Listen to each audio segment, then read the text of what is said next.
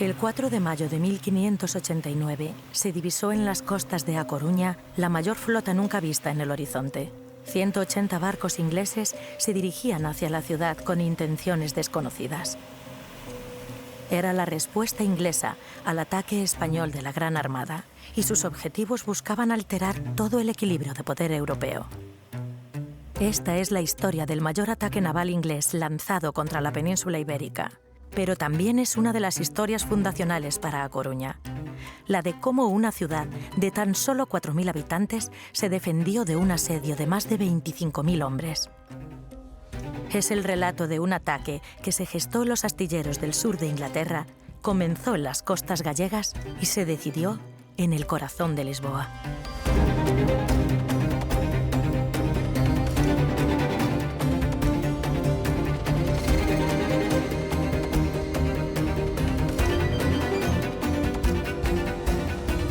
Lo que se avecinaba sobre La Coruña era la destrucción total. Foi unha loita claramente desigual. Eran 200 barcos, que no es una escuadrilla. Tuvo que ser dramático en aquel momento, que viñan a matarte. Todos necesitamos héroes. Xente con unha capacidade especial que nos sirva de exemplo, que diga, pódese. Es importante que a xente conozca o seu pasado, a súa historia. Ellos escriben y divulgan las victorias, no las derrotas. Interesa no contar nada. O interés está en que España non controla o imperio portugués. É dicir, separar os dous imperios. Nunca habrá un ganador en esta guerra. Son las personas comunes quienes sufren. Así que al final nadie gana.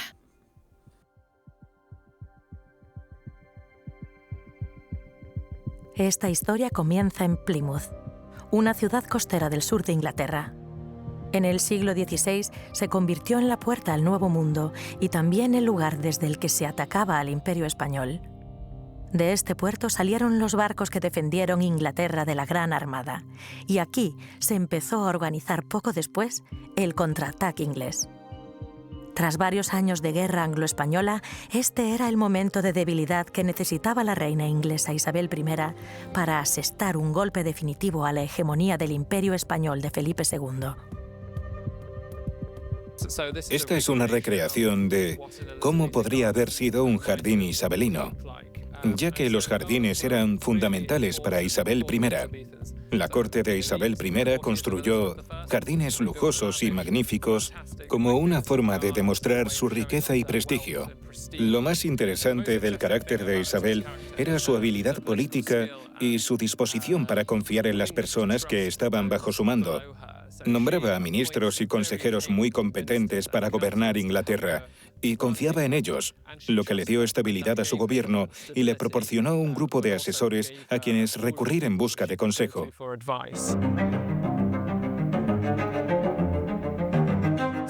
Felipe II e Isabel I de Inglaterra tenían una relación complicada. Felipe II estuvo casado con María I, conocida como María Tudor o María la Sanguinaria, quien era hermanastra de Isabel. Cuando María muere e Isabel sube al trono, se discutió la posibilidad de un matrimonio entre Felipe e Isabel.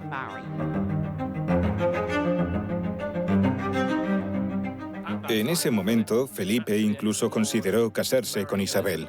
A pesar de haber estado casado con su hermanastra, intentó un matrimonio con ella, aunque Isabel no mostró interés. Isabel había observado los problemas que ese matrimonio había causado a su hermanastra. Después, durante las décadas de 1560 y 1570, mientras Isabel reina, la relación con Felipe se vuelve mucho más compleja y tensa. Esto se agrava en 1570, cuando el Papa emite una bula papal, excomulgando a Isabel y permitiendo a sus súbditos derrocarla y asesinarla.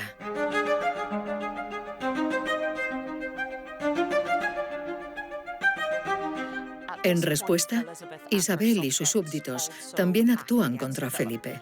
Isabel apoya la revolución en los Países Bajos y permite a los ingleses enviar recursos para atacar a los españoles en los Países Bajos. Y también permite a hombres como Francis Drake y John Hawkins ir al Caribe y atacar a los barcos españoles allí.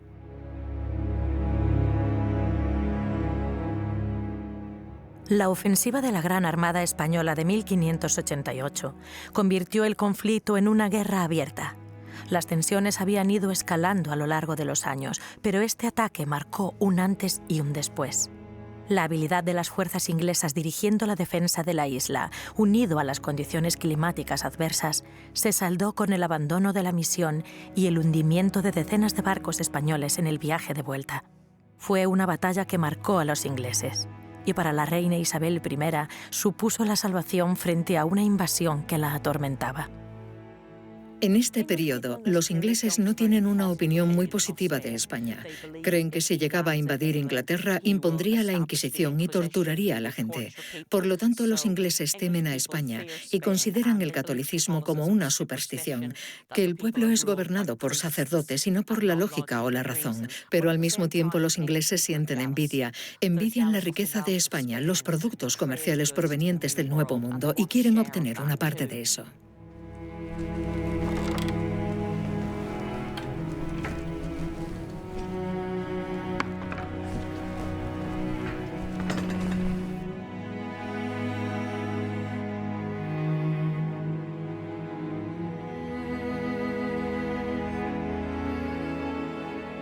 Bueno, tenemos que decir que este conflicto entre Isabel I de Inglaterra y Felipe II no fue un conflicto entre dos imperios. Por un lado encontramos el imperio de Felipe II. Felipe II había heredado en 1580 el imperio portugués. Así encontramos que el imperio portugués tenía la punta de Brasil, tenía multitud de establecimientos en la costa atlántica de África, también en la costa índica, también en la India, y llegaba hasta el propio Océano Pacífico. El imperio español en ese momento ocupaba América desde la punta sur, ya hasta bien entrado del hemisferio norte, ya se había llegado a las Filipinas. Por tanto, el imperio de Felipe II, que aglutina a Portugal y España, era verdaderamente esférico. Por otro lado, Inglaterra en ese momento no tenía imperio. Isabel I de Inglaterra tenía jurisdicción sobre Inglaterra y sobre algunos lugares de Irlanda. Vemos, por lo tanto, que no es un conflicto entre dos imperios, sino que es un conflicto entre un imperio planetario y Isabel I de Inglaterra, que llevaba 2 décadas atacando establecimientos del imperio de Felipe II. O gran cambio en 1580 é que ao incorporarse Portugal á Coroa de Castela tamén incorporarse o Imperio Portugués. É dicir que, dende ese punto de vista, a animadversión inglesa e francesa creceu moito xustamente a partir dese momento. O interese está en que España non controle o Imperio Portugués, é dicir, separar os dous imperios.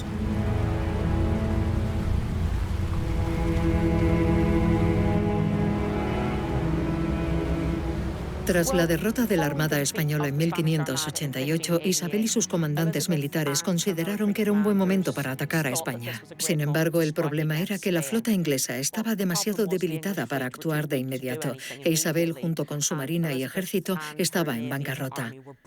No tenía dinero, había gastado mucho en el enfrentamiento con la Armada Española. Entonces surgió la idea de financiar una sociedad anónima. Esto provocaría problemas más adelante porque muchos de los patrocinadores financieros esperaban obtener un retorno de su inversión. Por ello, los objetivos estratégicos de la expedición se dejaban de lado cada vez que surgía una oportunidad de saquear y obtener tesoros. O corsarismo tamén é un negocio e, polo tanto, os intereses dos corsarios non son os intereses da raíña. Hai que ter en conta que as empresas corsarias exixen investimentos. Un investidor é a raíña, pero logo hai investidores privados, mercaderes, homes de negocios, e o feito de que a expedición este comandada por Drake é unha garantía, podemos decirlo así, non?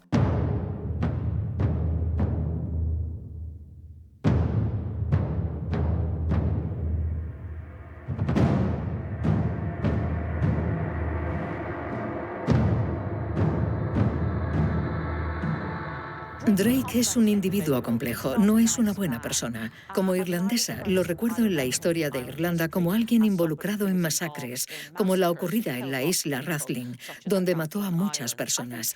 Para los españoles, Drake probablemente era un pirata, y ese era el dilema de la época. Si eras español y Drake te atacaba, bueno, era un pirata. Pero Drake cree que actúa bajo la autorización de la reina Isabel I y en favor de los intereses de Inglaterra, pero era un pirata.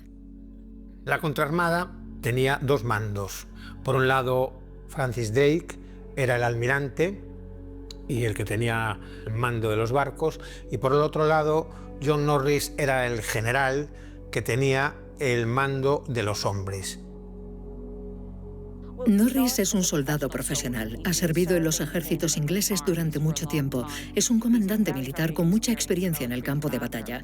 Había participado en numerosas guerras y ayudó a conquistar Irlanda para Isabel, donde se le conocía por su brutalidad. Sin embargo, era una elección adecuada para liderar las fuerzas terrestres en la Armada inglesa de 1589, debido a su vasta experiencia como comandante. Mientras se preparaba la flota a toda velocidad, se definieron los objetivos de la expedición. El primero era arribar a los puertos del norte de España, donde se reparaban los barcos de la Gran Armada, para destruirlos e impedir un nuevo intento de invasión.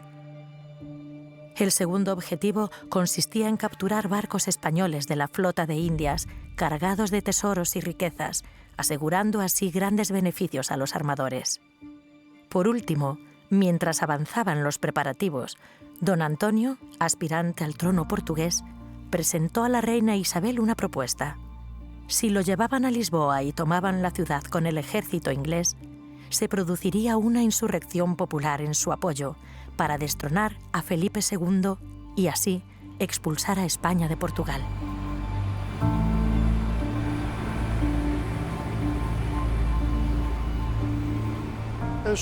Las condiciones en las que don Antonio negoció el apoyo extranjero para su causa son relativamente conocidas.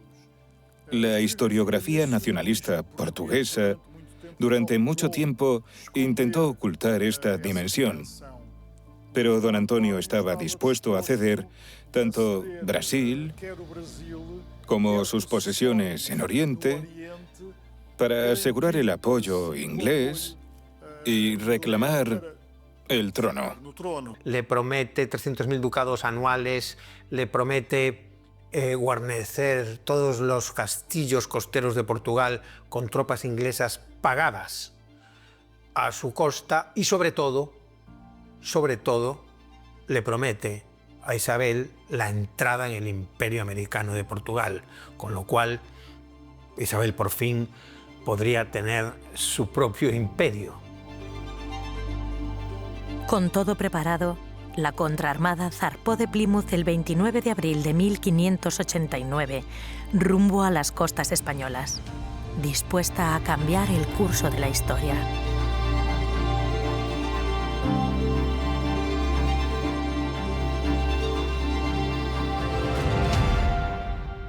Vaya plano más...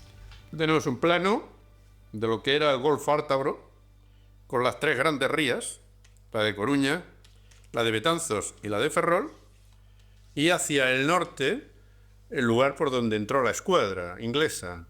Los vigías de Estaca de Bares, de Cabo Prior, prendieron una gran fogata y se fueron encendiendo fogatas estratégicamente situadas hasta que llegaron las noticias muy rápido a la Torre de Hércules, y en lo alto de la torre se prendió otra gran fogata para llamar a toda la población de la comarca a defender la ciudad. Sempre había torres visía nas que habitualmente encendíase un fogo para indicar que chegaba unha armada. Y así la contraarmada se dirige directamente contra La Coruña, donde es divisada el 3 de mayo. Se vieron desde muy lejos los barcos debido a su velamen. También es cierto que ya en esta época contábamos con catalejos.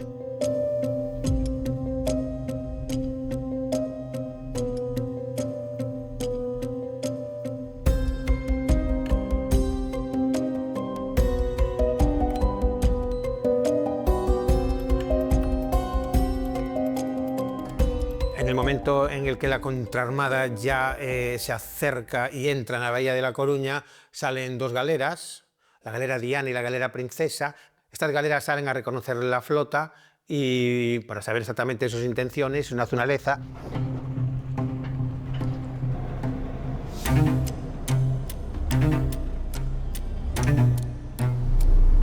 Hola, tráfico práctico, buenos días.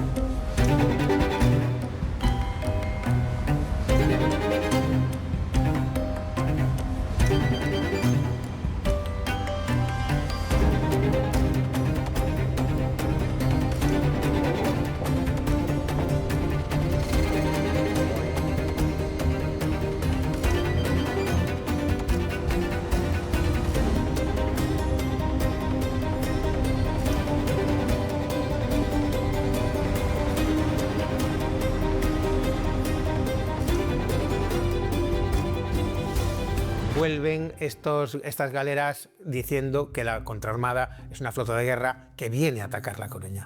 Eso era moi habitual. Incluso barcos pesqueiros tiñan un pouco esa función como que de espionarse. É dicir, no momento en que se achegaban un barco, intentar apreciar a súa natureza.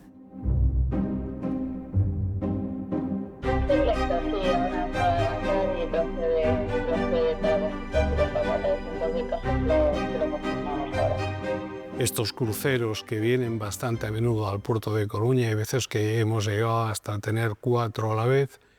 Hay muchos que vienen del norte de Europa, sobre todo de puertos ingleses, y el primer puerto español que tocan es Coruña. Un barco tan grande como el Arbia suele ser unos 1.000, 1.500 tripulantes y después el pasaje, que es como un hotel flotante, que pueden ser desde 2.000 a 3.000 o 4.000 personas.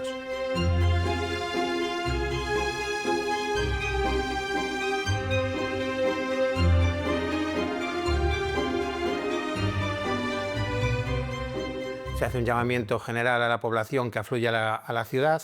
Es imposible detener la entrada de la contraarmada en la ría abierta de La Coruña. Y ya una vez que llegan a la ciudad es cuando descubren que la ciudad les está esperando y naturalmente empiezan a dispararle desde la artillería de la parte de la ciudad alta, ¿no? Donde ya se habían apostado unos cuantos cañones. De hecho, el castillo de San Antón juega un papel fundamental y, sobre todo, lo que consigue es proteger toda la pescadería y toda La Coruña de la artillería y de los ataques ingleses. Eso lo podemos ver mejor en este otro plano. Aquí se ve muy bien la ría de Coruña y cómo lo que fue el acceso de la escuadra inglesa.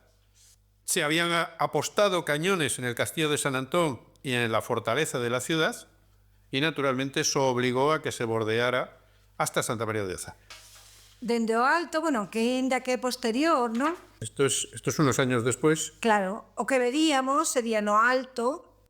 Aquí está la ciudad vieja de Coruña, la situación de Oza estaría aproximadamente por ahí, y ahí sería donde desembarcaron las fuerzas inglesas que entraron por tierra.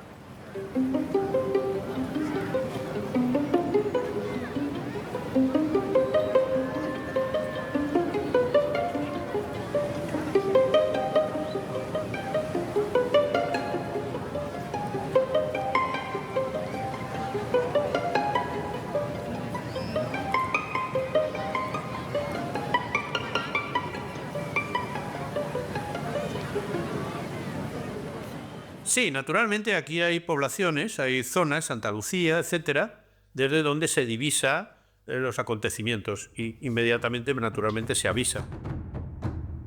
Es una distancia bastante prudencial para espiarlos desde esta zona. Vemos unas 250 barcazas, unos 80 buques aproximadamente, y vemos cómo esas barcazas Bueno, esas tropas pues, están llegando ahora mismo a las costas coruñesas.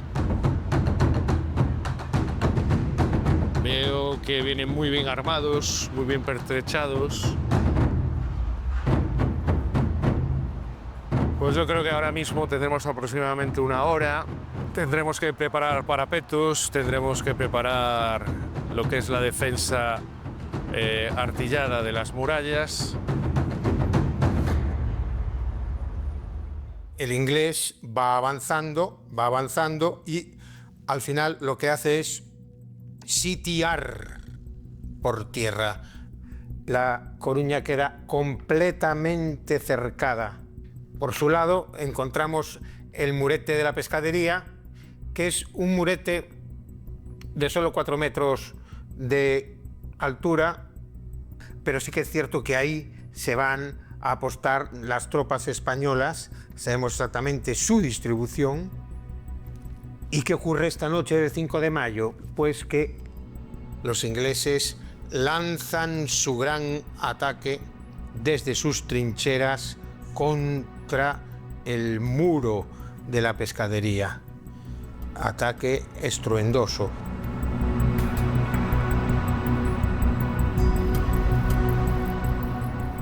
Estaríamos agora xa onde estaría a pescadería, que é o arrabal da cidade. Hasta el siglo XV esto estaba abierto al campo, todo el barrio este. Totalmente, porque... No tenía ninguna defensa, ¿no? Claro, é no século XV, a finais do XV, cando chegan os reis católicos e dicen... Aquí entra todo el mundo y nadie paga impuestos, paga ¿no? impuestos, exactamente, nin as mercadurías, nin os viños, nin a xente. O que teño que poñer é un punto de acceso controlado para que todo o que entre na cidade pague os seus impostos. E aquí estaríamos no punto donde... Y es donde acaba la muralla. Donde acaba la muralla.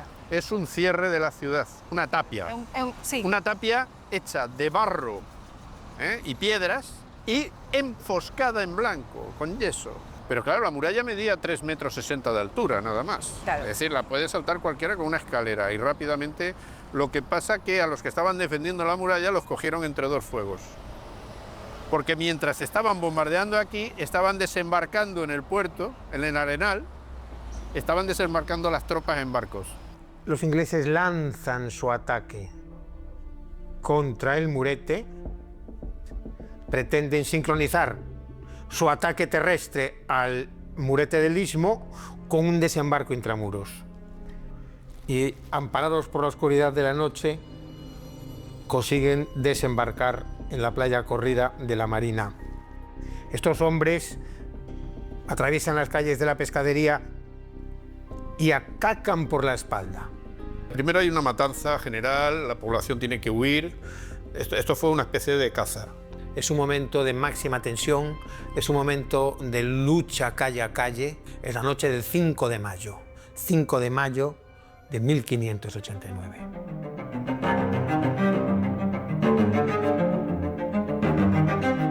Esa noche se produce un ataque sin precedentes en A Coruña. Cuando cae el muro de la pescadería, los vecinos, aterrados, abandonan sus hogares y corren hacia la zona amurallada en la parte alta de la ciudad. Los soldados españoles, en una retirada desesperada, intentan contener el avance de las tropas inglesas y alcanzar la actual Ciudad Vieja para organizar una última defensa. Algunos civiles caen prisioneros de los ingleses, otros son asesinados y otros mueren ahogados al tratar de huir por mar.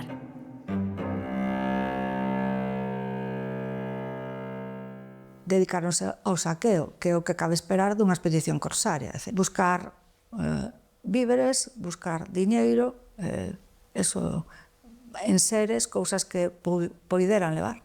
Mayormente a leyenda de dos piratas, en este caso do corsario Drake, que as súas tropas se emborrachaban, violaban, robaban, mataban. Cuando hai un combate, un asedio, é o que suele pasar. El objetivo de Inglaterra es tomar la ciudad.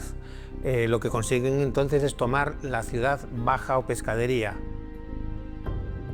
La mayoría de los sitiados se dirigen hacia la ciudad medieval y se refugian en los 1100 metros de perímetro de la ciudad amurallada. Se refugian todos, mujeres, niños, en la Ciudad Vieja. Los que no se pueden refugiar acabaron muertos, incluso los que se refugiaron en la Torre de Hércules, que hubo bastantes que se refugiaron allí. Así, al día siguiente, todos los hombres disponibles fueron repartidos de un modo muy minucioso por los 1.100 metros de perímetro de la muralla medieval. Así la ciudad quedó blindada. Tiñan armamento, tiñan alimento, que é o fundamental, e tiñan agua. E, polo tanto, podían intentar a resistencia. Desde o mar era moi complicado. As murallas estaban máis ou menos ben defendidas e artilladas. Se non podo entrar por aquí, pois busco o lugar máis débil das murallas, o que eles pensaban era que máis por terra podían facer máis dano que pola parte de mar. O intento fundamental dos asaltantes era lograr facer unha brecha na muralla. Eso era o obxectivo fundamental sempre en todos os asedios. Así, el 14 de mayo está ya totalmente preparado el ataque inglés. Lo que van a hacer es horadar una mina hasta el torreoncillo de la esquina norte de la muralla con la intención de volarlo con una gran explosión subterránea.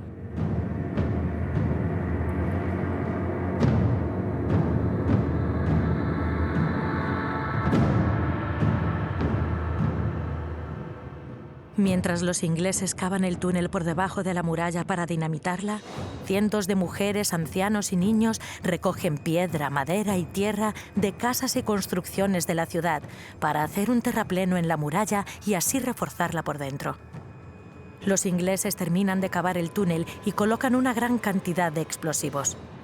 Cuando se produce la detonación, el refuerzo de la muralla actúa como tapón y la onda expansiva sale por el túnel donde trabajan las fuerzas inglesas, provocando cientos de muertos entre sus filas.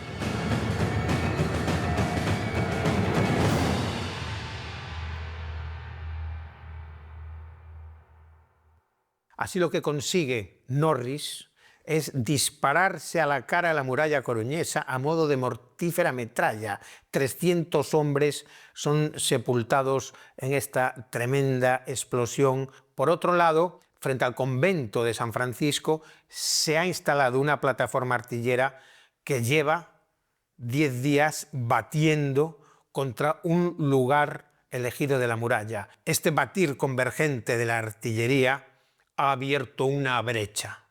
Tras 2 horas de combate, las cosas se presentan de muy distinto modo y el inglés por fin se prepara para entrar en la ciudad. Las fuerzas defensoras, que ayer eran exiguas en un primer momento, están completamente agotadas.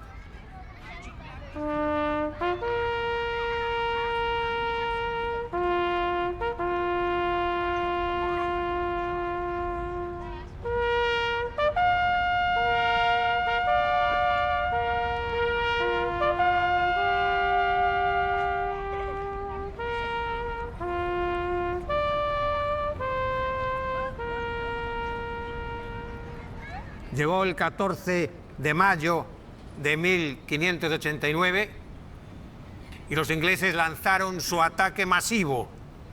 Casi 28.000 hombres contra una población de 4.000 habitantes. La Coruña se enfrentaba a su horrendo desenlace y un alférez inglés subió por la brecha con su bandera, anunciando a sus hombres el camino a seguir para entrar en la ciudad. Pero las mujeres dijeron no mientras oían a sus hijos gritar desconsolados. Una de ellas, que se llamaba Mayor Fernández de la Cámara Pita y cuya vida está profusamente documentada, se abalanzó sobre ese alférez y, según los documentos coetáneos, acertó a matarle. Y más de 1.000 mujeres entraron en combate, tapando la brecha cuando los hombres ya no podían más. Atacaron los ingleses con todo y lo único que consiguieron es que estas mujeres se asomasen a las murallas y los descalabrasen a adoquinazos desde 7 metros de altura con las piedras que les habían sobrado del apuntalamiento de la muralla. Esto que estoy diciendo es uno de los hechos de armas más sorprendentes de la historia de la humanidad. Cuando se dieron cuenta, al pie de las murallas de La Coruña yacían cientos de cadáveres de soldados ingleses. Así rendimos homenaje a nuestros abuelos y al rendirlo hoy aquí nos rendimos homenaje a nosotros mismos. Gracias.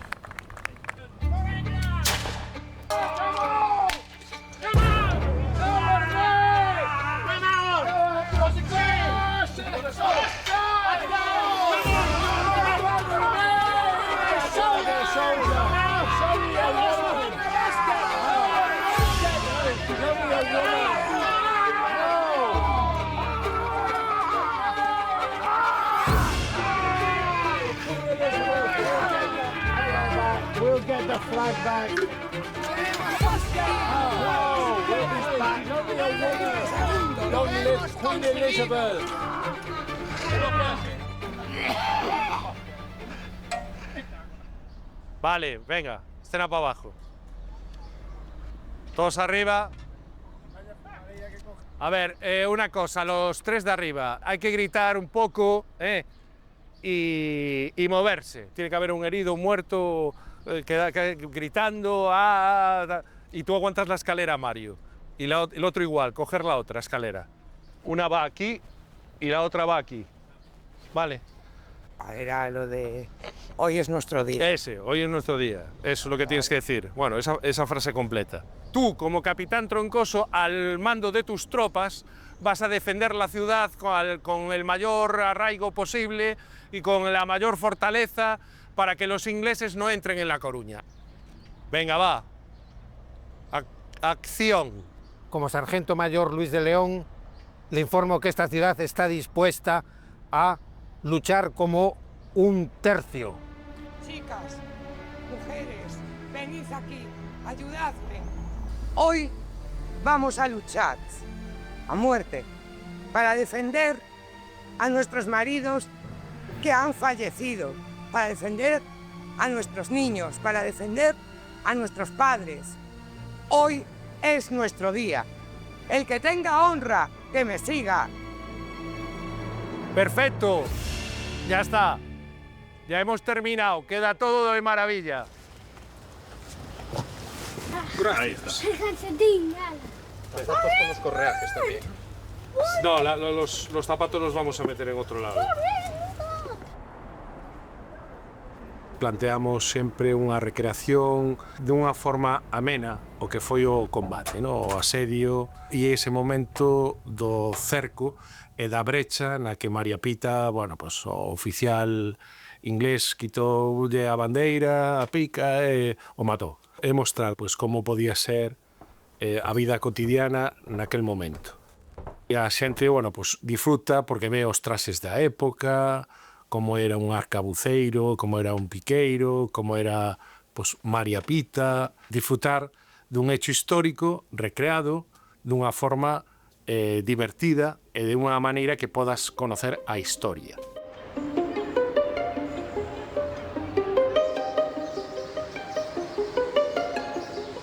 Finalmente, los ingleses renuncian a tomar la ciudad alta y deciden abandonar A Coruña. El 15 de mayo se dedican a enterrar a sus muertos. Poco después, comienzan a reembarcar en los barcos y el 19 de mayo inician la salida de la bahía coruñesa.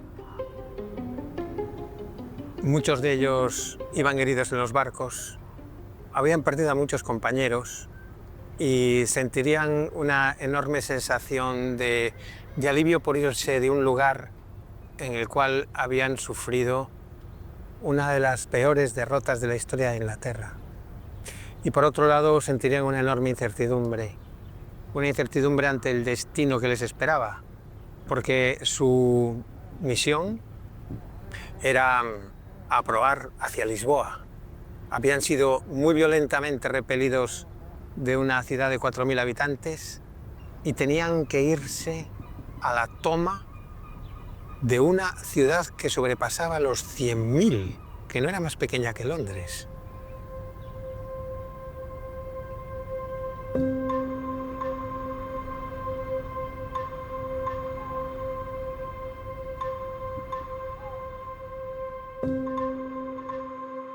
zarpan de La Coruña y, esquivando la artillería del castillo de San Antón, ponen proa al sur, hacia Lisboa, a cumplir el segundo o tercer objetivo de su misión.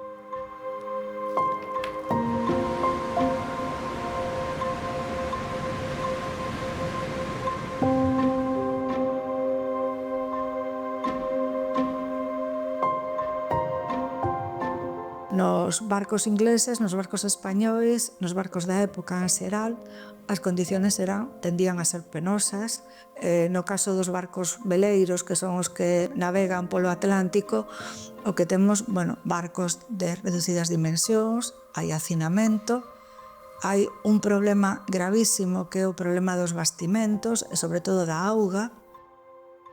Normalmente as tripulacións se tende a darlles viño en vez de auga, porque a auga tende a corromperse con maior facilidade. La comida estándar en un barco era lo que se podía conservar, así que los marineros ingleses en esta época vivían de galletas de barco, un tipo de pan duro, no una galleta dulce como la que conocemos hoy en día, también cerveza y carne de res. Los soldados ingleses en esta época eran gente común. Muchos de ellos eran reclutados, muchos no querían estar allí. A menudo no estaban muy bien entrenados ni bien equipados, pero al mismo tiempo había un núcleo en la flota de soldados con mucha experiencia que estaban acostumbrados a hacer campañas contra los españoles.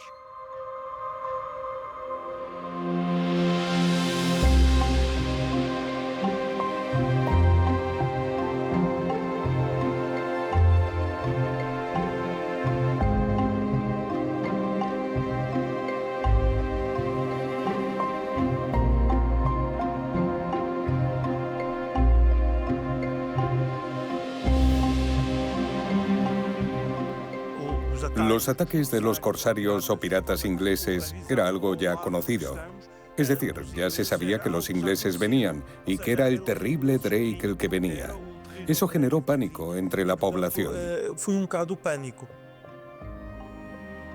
Por tanto, salieron de A Coruña, donde habían parado sin autorización de la reina, avanzan por la costa a lo largo de una costa desabrigada, donde no hay ningún lugar para refugiarse, pero siempre inspeccionando el terreno para valorar qué hacer. Entonces llegaron a la altura del Cabo de Roca, y ahí trataron de decidir cuál sería su siguiente acción. En este punto surgieron dos opiniones, la del hombre de mar, Drake, y la del hombre de tierra, el general Norris.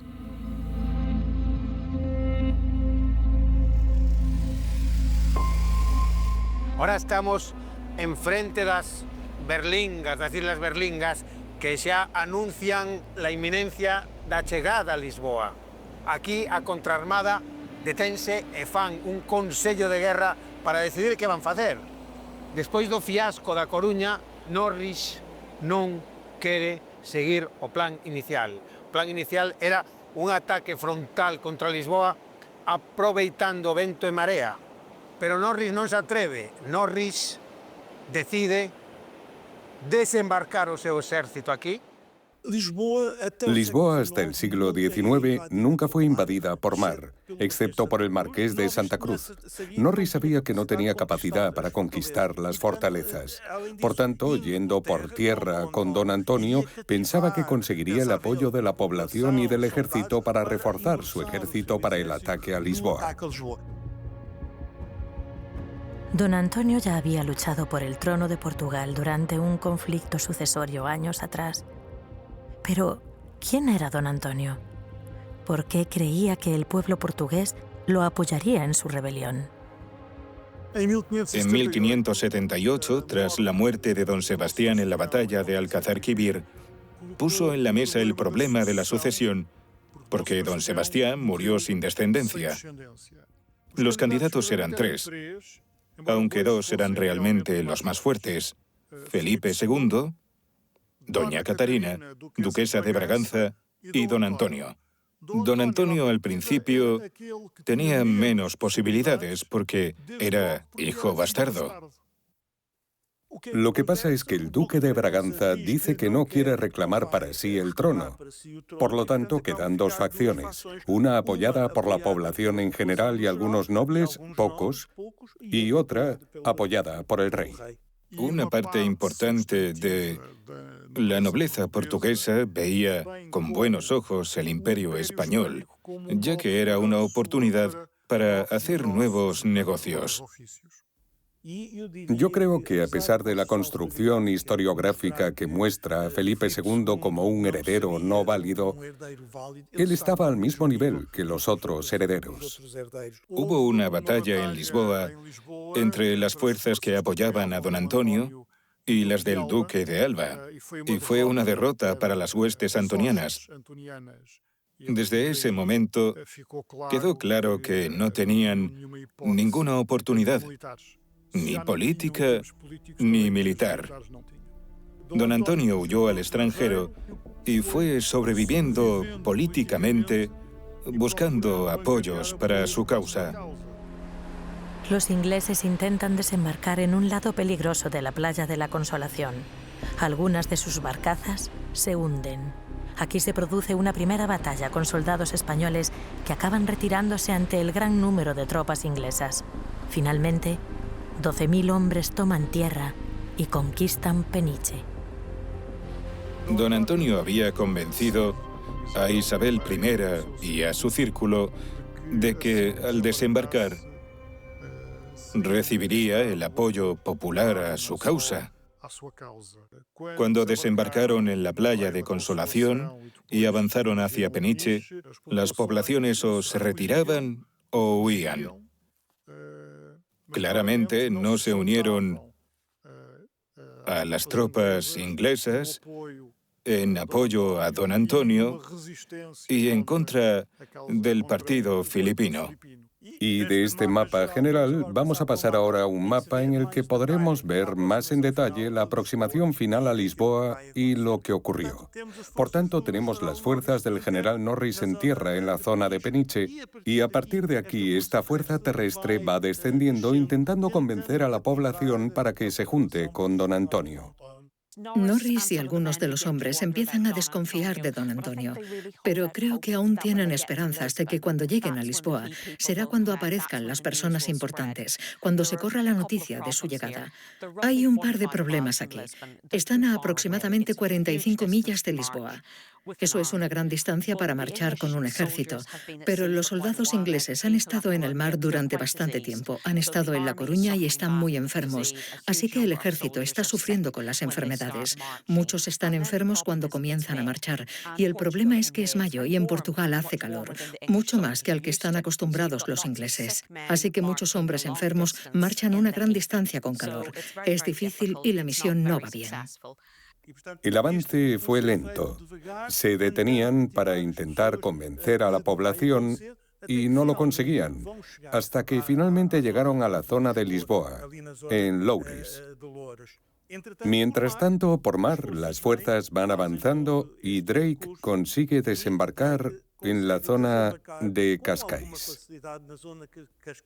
Pero Drake, que debía apoyar a las fuerzas terrestres desde aquí, va a permanecer aquí durante estos días.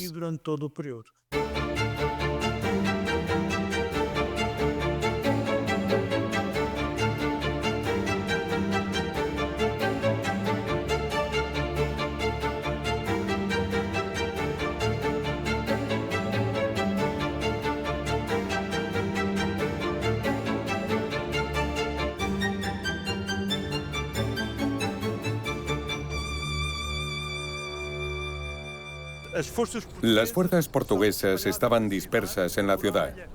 La muralla rodeaba a Lisboa hasta la zona del Cais do Sodré, junto al Tajo, pero la mayor parte de los soldados estaban aquí, en el castillo de San Jorge. Hay relatos que indican que la artillería española alcanzó el mirador de San Pedro de Alcántara, donde estaba el general inglés Norris. ¿Qué faltó a los ingleses? Faltó la presencia de Drake, de sus navíos que estaban en Cascais, pero que no entraron en el río. Drake afirma que no puede entrar en el estuario porque sus hombres están demasiado débiles. Hay demasiados enfermos en su flota y no puede navegar. Yo creo que en este punto Drake ya se ha dado cuenta de que la expedición está condenada al fracaso.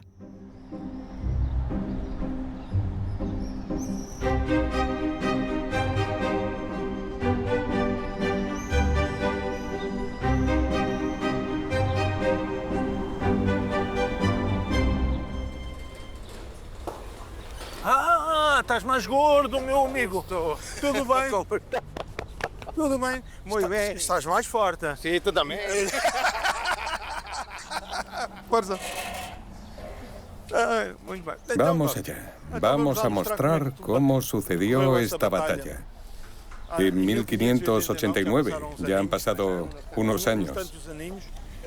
Esta es una imagen satelital reciente de Lisboa, y aquel era un mundo completamente diferente.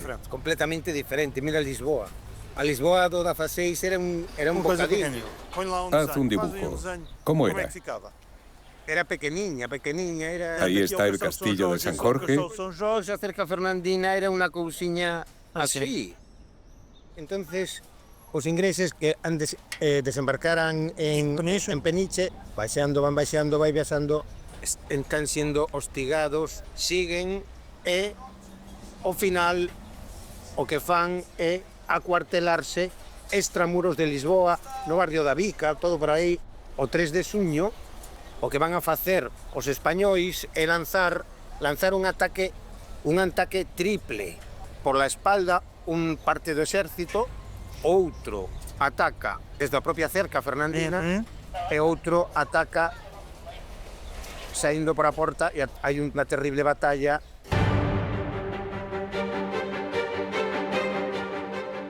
El 3 de junio, las fuerzas españolas y portuguesas lanzan una contraofensiva frente a unas tropas inglesas exhaustas, que ya no confían en sus posibilidades de victoria. El regimiento del coronel Brett no puede resistir y junto a él, más de 200 soldados mueren en el ataque. Esta batalla fue para Norris la confirmación de que debían abandonar aquellas tierras. E aquí cambia o signo da contraarmada. E o día 4 pola noite escapan. Después se retiran, siempre acosados por las fuerzas filipinas, por mar y por tierra, hasta que finalmente se juntan con Drake. E a contraarmada inicia o seu penoso regreso. El periodo filipino para nosotros, como sabes, siempre ha sido un periodo mal visto. Después de 1640, la construcción histórica atribuyó todo lo malo a los felipistas. Para mí es una cuestión de construcción de la historia. Es la utilización de la historia para determinados fines. Y están transmitiendo una imagen y unas ideas que han llegado hasta hoy. Cuando tenemos un monarca que está lejos, que encima es español, todo lo malo es culpa del monarca. Pero eran ellos quienes gobernaban, eran los nobles quienes gobernaban Lisboa. Eran ellos quienes gobernaban el país. Por eso no interesa contar esta historia.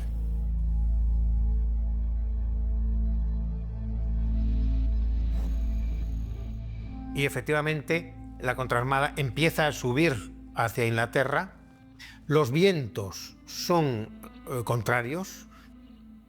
El problema del hambre, el problema de la enfermedad alcanza extremos tales que los barcos tienen que prestarse entre ellos hombres para no perder la gobernabilidad y empiezan a subir en busca de la salvación, en busca del regreso a Inglaterra.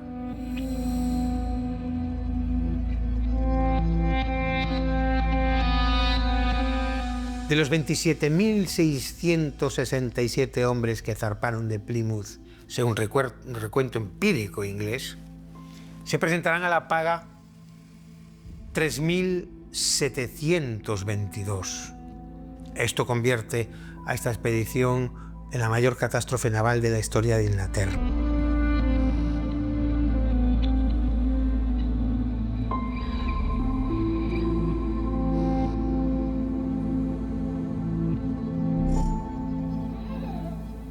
El plan era demasiado ambicioso, como la Armada Española. Nunca va a tener éxito. La flota española no se ha destruido, todavía está en los puertos, lo que significa que Isabel teme que pueda haber otra armada española. Así que está muy enfadada con esto. Ha gastado un montón de dinero, mucho más de lo que había planeado, y no hay ganancias financieras. Don Antonio no ha tomado el trono, no se ha capturado ningún barco español con tesoros, y ahora la flota inglesa regresa hecha pedazos. Está destruida. Un enorme número de marineros y soldados están muertos o moribundos. Así que no había dinero para pagar a los marineros, e Isabel y su gobierno se negaron a pagarles. Este fue el desastre que Isabel tuvo que enfrentar. Y ella podía ser muy cruel con su gente si pensaba que era necesario. Cuando descubre lo que ha pasado, reacciona con angustia.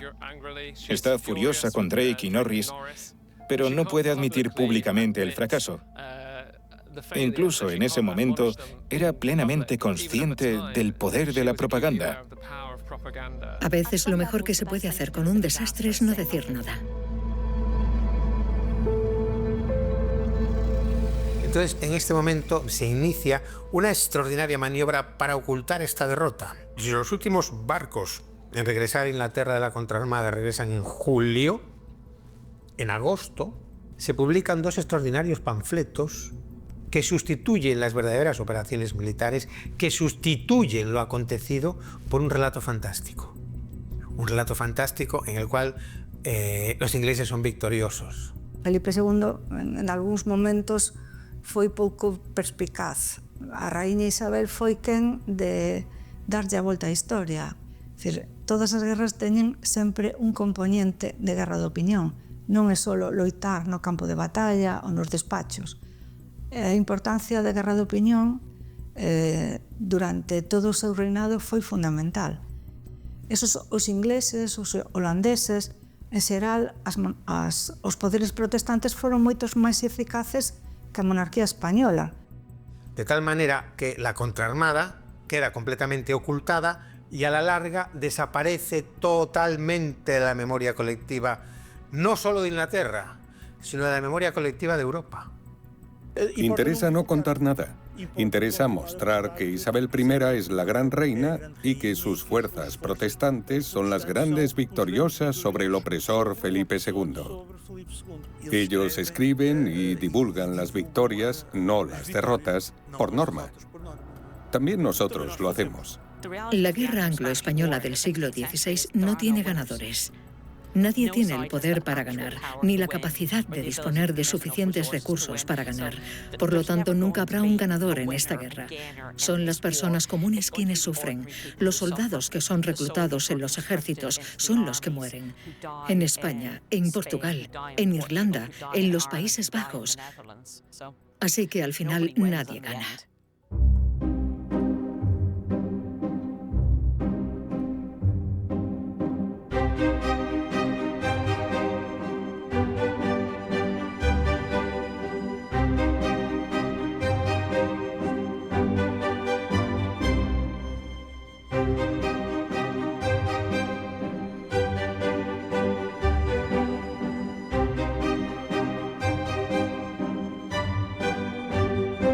Todas las ciudades en su historia han tenido momentos cumbres. María Pita es el momento cumbre de la historia de la ciudad, eso está claro. Cando empecé a traballar sobre este personaxe, creín que era un mito. Cando empecé a baixar a documentación, sorprendeume.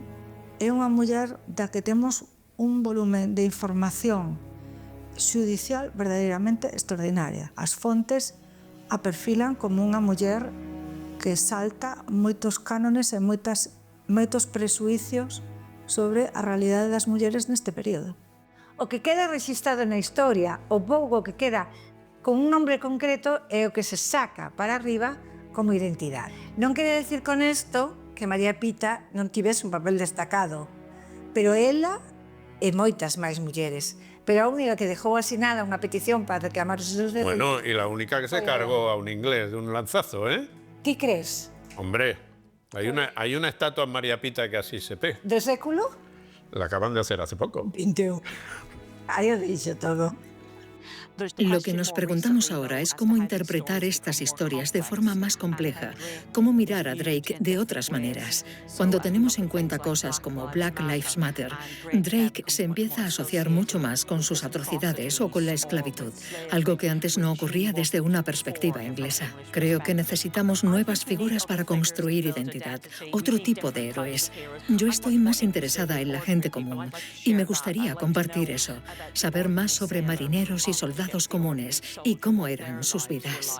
Construir mitos que verdaderamente vayan en contra de todo supremacismo de un grupo humano por encima de otro grupo humano, para ensalzar nuestra igualdad, no nuestra homogeneidad. No queremos ser iguales, pero sí queremos ser igualmente dignos de derechos, igualmente dignos de ser amados y dignos de vivir en paz.